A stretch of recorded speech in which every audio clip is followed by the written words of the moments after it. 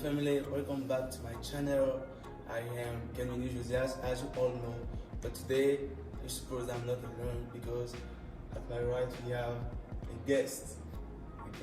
So I will let him introduce himself to you guys. Hey guys, my name is Michael Rivera. I am an English teacher here in Yamoussoukro in Côte d'Ivoire. I teach at Lycée Scientifique and I also work at the American corner here at EMPHB. So Michael, tell us all about you. What have you done to come here? Why did you decide to come here in America? Yeah, that's a really good question. So the reason that I'm here is that I'm part of an international exchange program called the Fulbright Program. And the Fulbright Program is basically an exchange program between the United States and other countries in the world. I'm specifically on the English Teaching Assistant Program. So the US Embassy places English teaching assistants throughout different schools in different countries throughout the world. I specifically chose Côte d'Ivoire because I actually came to West Africa 5 years ago. I went to Guinea for the first time and it was a very interesting experience, I'll say. And it really drew me back to this region. So 5 years later I came back and here I am. Great. It's such a beautiful experience. So today we want to talk about how to learn a foreign language efficiently. Because Michael here today, I think that we have good experience to share with us. So concerning myself, learning a foreign language is all about motivations, and then it will take you time. It's not about learning a language for 3 weeks. One day I remember that I was surfing on YouTube and then I saw a video like becoming fluent in English in just 3 weeks, like achieving the native language level in 3 weeks. I said, what is that kind of fake video? So you guys don't have to believe that kind of video, but based on my own experience is the motivation. I'm so glad because I'm at my source, because here in the American corner is my source. I've always mentioned that it's here, the place where I've been studying English, where I've been touching the language, because I came here for my sport class and then I saw so many younger pupils speaking English. It was really crazy. It was 3 years in the past, 2 years back. So going back home, I thought that I was pretty well at English, and then a younger man asked me a question and I wasn't able to answer him. It was very shameful. So I decided on my way back to my room that I would start learning English. So I think that it's not that I'm fluent now, no, I'm still a learner, but we want today to share you our experience with learning a foreign language. Concerning myself, I only speak English with French, but I think that I speak English and French. So You speak English right now. So what do you think about learning a foreign language? I mean, to start off with, anyone who tells you that you can learn a language in 72 hours in 3 days is lying to you. You know, that's wrong. Even if they say I can learn a language fluently in 1 month or 3 months, you know, they're lying to you. Our brains just don't work like that. The brain really needs a lot of time to sit with the language, to acquire that language, and to really make it part of yourself. So, I mean, even after a year, for example, living in a place, you're not going to speak like a native speaker. You might make a lot of progress in the language, but you have to realize that learning a language isn't like a sprint. It's not like a race. Learning a language is more like a marathon. So it's a long distance run where you have to show up every day, practice your skills every day, and sometimes you won't even see results. But I promise you that after you keep doing that consistently and at a quality level, you know, you're going to see results eventually. Yeah, for sure. Because I remember we were here at my university, actually, and then arrived the COVID-19 outbreak. So our administration decided that everyone would go back home because the situation was becoming very difficult to live together.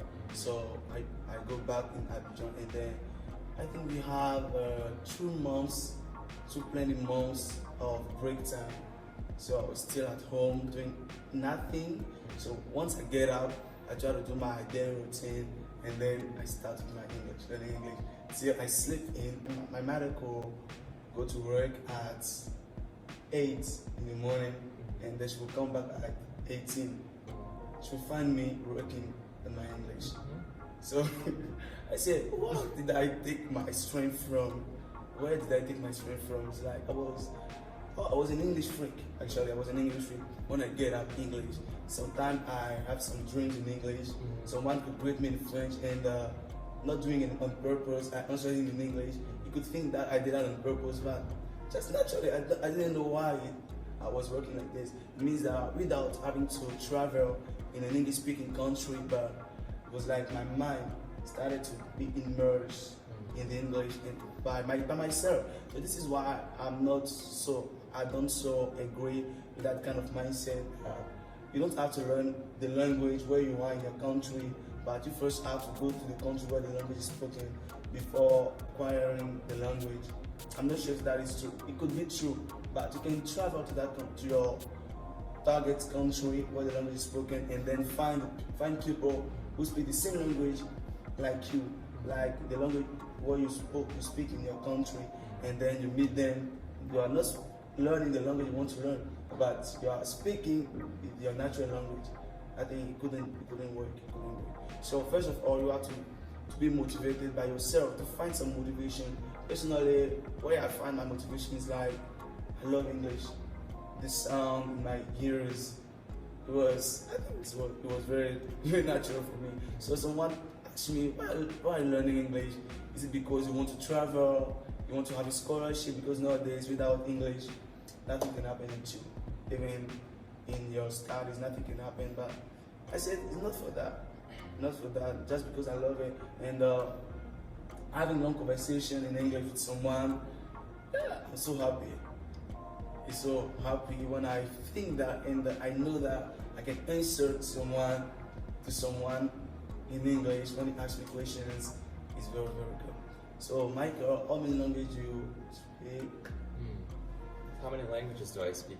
I think that's a really tricky question, because I think when people ask me how many languages do you speak, I need to have some more detail.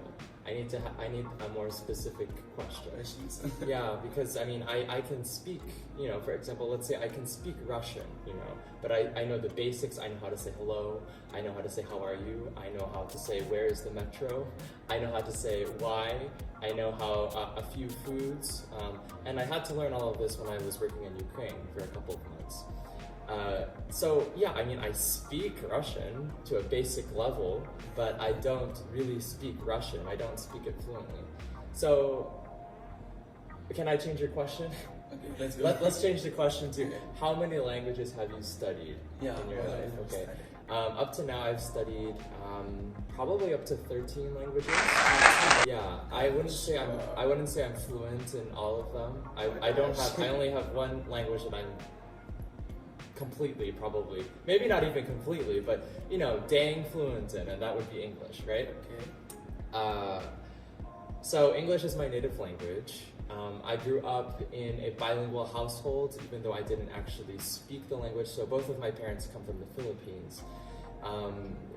They come from Ilocos Norte, which is the northern island. So they also speak a second language. So they speak both Tagalog, which is the national language, and then they also speak Ilocano, which is the regional language. So those two languages were languages that I heard growing up, but I didn't really activate until later in my life.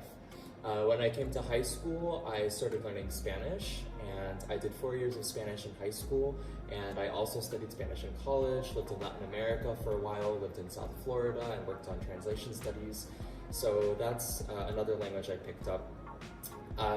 During my senior year of college, I also got a grant to do research in Guinea, in West Africa, in Conakry, and that's how I learned French. I did not have any background in French beforehand, but I just dropped into the country, and in Guinea, no one speaks English, except if you're from maybe Sierra Leone. So really, no one speaks English. So I was forced to learn French. I had to learn it to survive, to live. So I learned that. And then after that, I really just started getting obsessed with learning languages. I know, like during university, I worked a lot with international students. So I was able to work with students from all over the world, students from China, students from Japan, students from Mexico. So, you know, I started learning Mandarin Chinese. I have friends from Brazil, so I started learning Portuguese, which really isn't that different than Spanish, even though there are some major differences. What else? I've studied Italian. I've studied, what else have I studied? Oh my goodness. I've studied German. And finally here in Côte d'Ivoire, I have studied Jula. Oh my gosh. So I mean, those, all I won't say they're all at the same level, but I have done the process over and over and over again. And, you know, I can say that there are good ways to learn a language and there are not as effective ways to learn a language. Yeah. So I think it's really important to speak the language where you're living at. But I mean, it really boils down to motivation. I mean, I don't really speak Russian anymore just because I don't have any people to speak Russian with, and I don't really have any friends who will speak Russian with me. Most of the friends that I had from Ukraine, or still have from Ukraine, we speak English when we communicate. So it really depends if you need the language and in what situations you can really use it. So guys, you know all about speaking the language, you know all about how to speak the language efficiently. I know that right now, where you are, you will start applying what we say. So it's at your time now to play, at your time to make your decisions, take your decision, and make it better as well as you can. So we are almost at the end of our video. I hope you enjoy watching it, and I would thank Michael. Yeah, thank you. If you're interested in learning more about resources or even just practicing your English writing, I have a website, blog that I invite you to visit. My blog is called humaningredients.com, and I think it might be below the video, or it might be here if we add it up here. So you can follow me on my website, or you can follow me on Facebook or Instagram. And I'm also now on Twitter. So if you use social media, make sure to give me a follow. I write about language, I write about creativity, and I also write about my experiences living abroad in different countries. So I invite you to just connect, and if you have any questions, let me know. Great. So thank you, Michael. Thank you for coming. And bye, guys. Enjoy, and catch you later.